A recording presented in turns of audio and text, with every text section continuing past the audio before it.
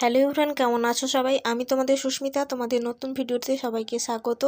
তো আজকে বানাবো নিরামিষের শুক্তো তরকারি, তো শেষ পর্যন্ত সাথে থেকো।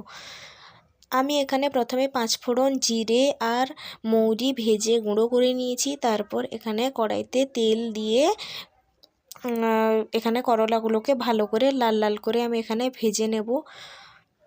খুব ভালো করে করলাটাকে ভাজতে হবে, না হলে একটু তিতো লাগে খেতে। তো ভালো করে লাল লাল করে ভেজে নিয়েছি। তারপর আমি এখানে কয়েকটা বড়ি ভেঙে এভাবে দিয়ে কিছুটা আমি এখানে নাড়াচাড়া করে নিচ্ছি। তারপরে আমি এইভাবে সবজিগুলো কেটে নিয়েছি। সজনে ডাঁটা, বেগুন, আলু, তারপরে দিয়েছি কাঁচকলা, এগুলি ভালো করে কেটে নিয়েছি। তারপর কড়াইয়ের মধ্যে শুকনো লঙ্কা আর আদা ফোড়ন দিয়ে আমি সবজিগুলিকে দিয়েছি। তারপরে দিয়েছি পরিমাণ মতন এখানে 1 চামচের মতন হলুদ, আর দিয়েছি কিছুটা সামান্য পরিমাণে লঙ্কার গুঁড়ো দিয়ে ভালো করে সবজিটাকে আমি এখানে কিছুক্ষণ ঢাকা দিয়ে সেদ্ধ করে নেব। দিয়ে একটু শুকনো শুকনো হয়ে এলে তারপরে আমি এখানে দিয়ে দেব পরিমাণ মতন গরম জল। জলটা দিয়ে আমি এখানে সব উপকরণগুলি ভালো করে মিশিয়ে নেব।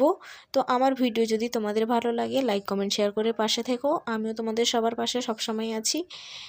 তারপরে কিছুক্ষণ ফুটিয়ে নেওয়ার পর আমি এখানে সব শেষে এখানে অ্যাড করেছি ভেজে রাখা করলা আর বড়িটা। তারপরে ওই যে ভাজা মশলাটা যেটা ভেজে রেখেছিলাম ওইটা আমি এখানে কিছুটা পরিমাণ দিয়ে দিয়েছি। দিয়ে সব উপকরণ আমি ভালো করে আবারও মিশিয়ে নিয়েছি।